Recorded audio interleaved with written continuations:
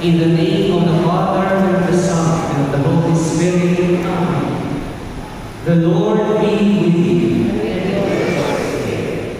Dear brothers and sisters, since the beginning of Lent until now, we have prepared our hearts by penance and charitable works. Today, we gather together to herald with the whole Church the beginning of the celebration of our Lord's Paschal Mystery, that is to say, of His Passion and Resurrection. For it was to accomplish this mystery that He entered His own city of Jerusalem. Therefore, with all faith and devotion, let us commemorate the Lord's entry into the city of our salvation, following His footsteps, so that, being made by His grace partakers of the cross, we may have a share also in His resurrection and in His life. The Lord be with you. Dear brothers and sisters, since the beginning of Lent until now, we have prepared our hearts by penance and charitable works. Today, we gather together to herald with the whole Church the beginning of the celebration of our Lord's Paschal Mystery, that is to say, of His Passion and Resurrection.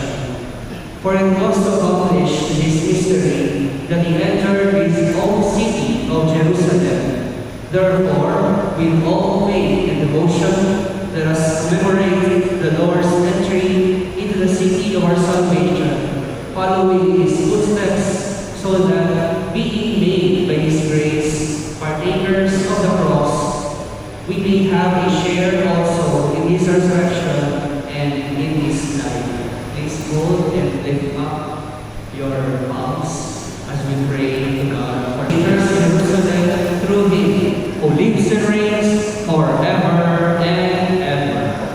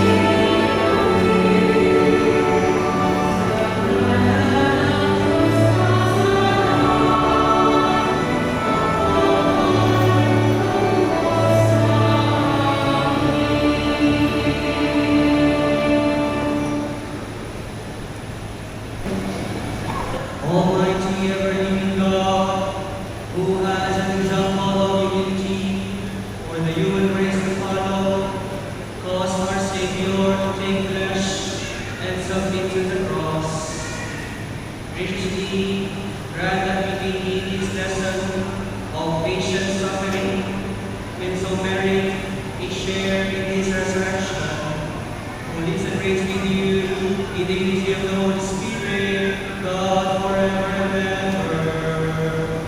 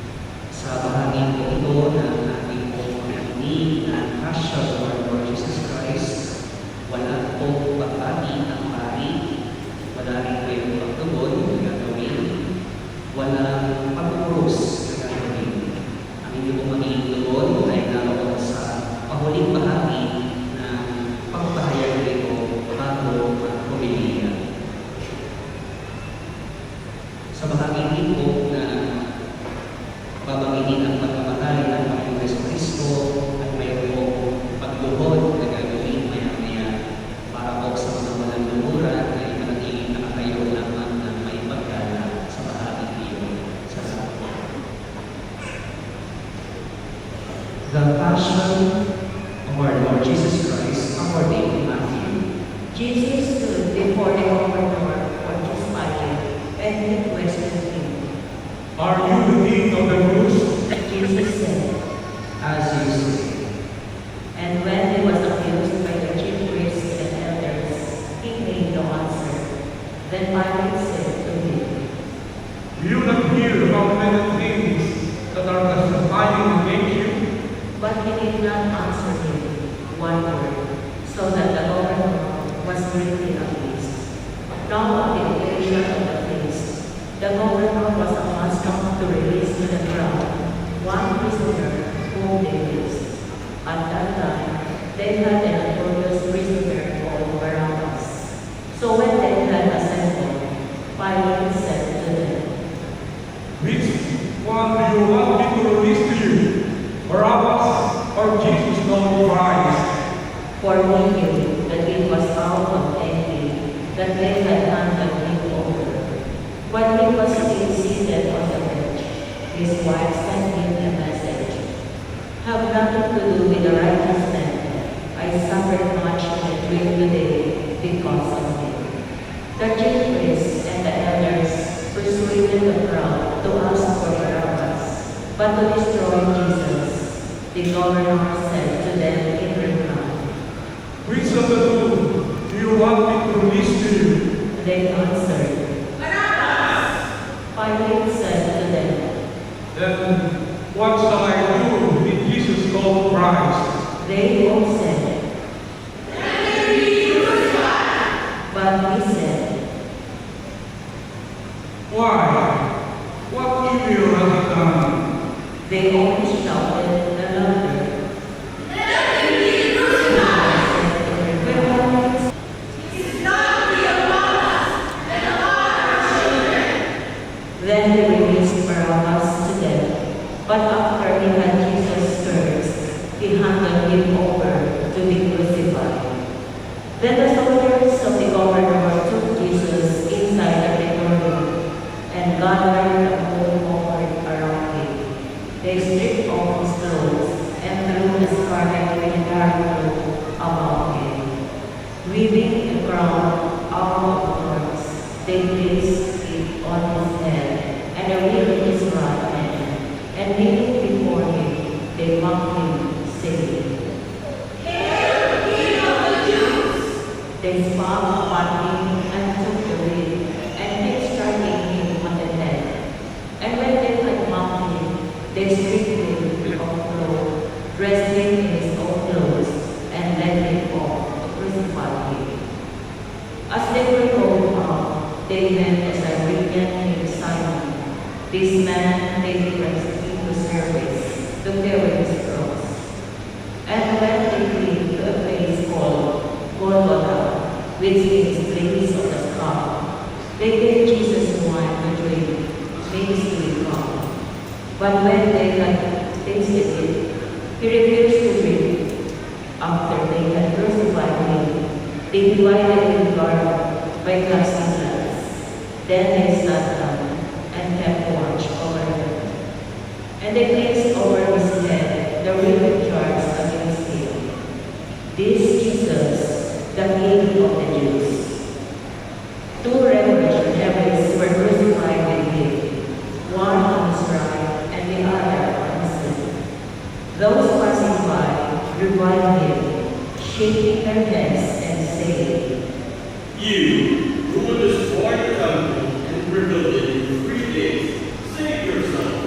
If you are the Son of God, then come down from the cross. likewise, the chief priests with the scribes and elders mocked him and said, He saved others, he cannot save himself. So he is the King of Israel. Let him come down from the cross now, and we will believe him. He trusted in God. Let him deliver him now if he wants him. For he said, I am the Son of God. the revolutionaries who were crucified with him also kept abusing him in the same way. From noon onward, darkness came over the whole land until 3 in the afternoon. And about 3 o'clock, Jesus cried out in a loud voice, Eli, Eli, lema sabachthani. which means, my God, why have you forsaken me? Some of the bystanders who heard it said, This one is calling for Elijah. immediately one of them ran to get his cross. He soaked it in wine and putting it on a wheel, gave it to him to drink, but the rest said, Let us see if Elijah comes to save him. but Jesus cried out again in a loud voice and gave up his spirit. Please sing.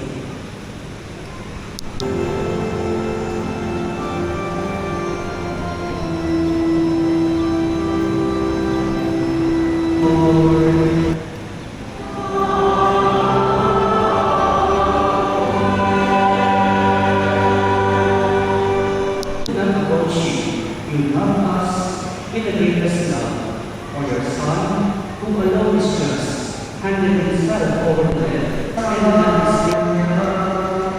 ang lahat ng marangal at papuri ay sa iyo, Diyos makapangyarihan, kasama ng Espiritu Santo, mapasawalang hanggan.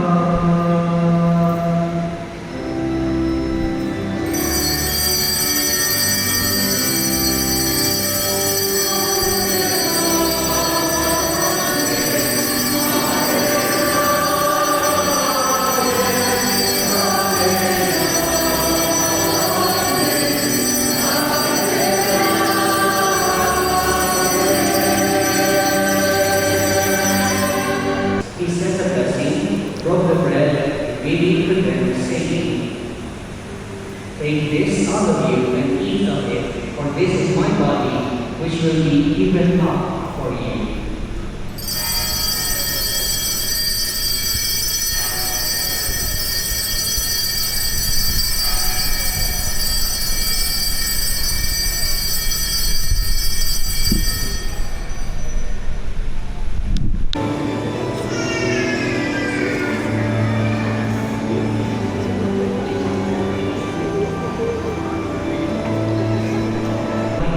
And once more giving you thanks, handed the chalice to his disciples, saying, "Take this, all of you, and drink from it. For this is the chalice of my blood, the blood of the new and eternal covenant, which will be poured out for you and for many, for the forgiveness of sins. Do this in memory of me."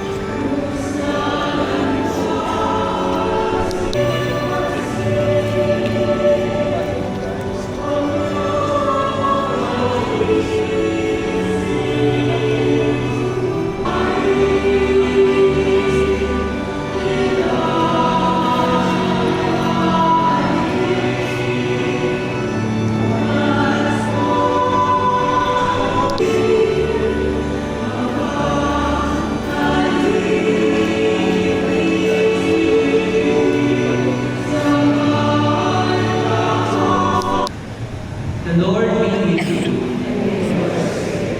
Bow for God's Look, we pray, O Lord, on this your family, for whom our Lord Jesus Christ did not hesitate to be delivered into the hands of the wicked and submit to the agony of the cross, who lives and reigns forever and ever. Go in the peace and love of our Lord Jesus Christ, glorifying God by your life. Thanks be to God.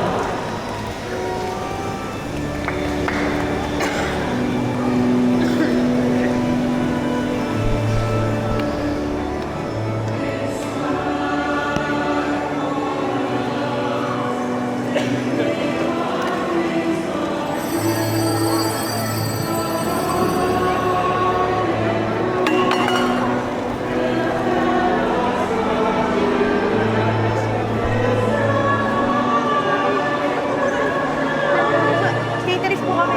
Ay, may caterers ba?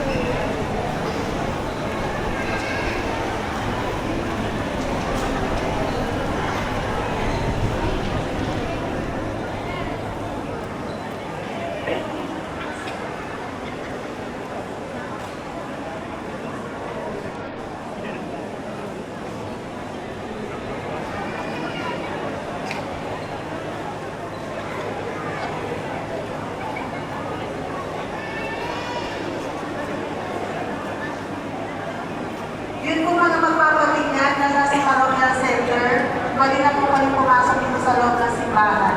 Salamat po.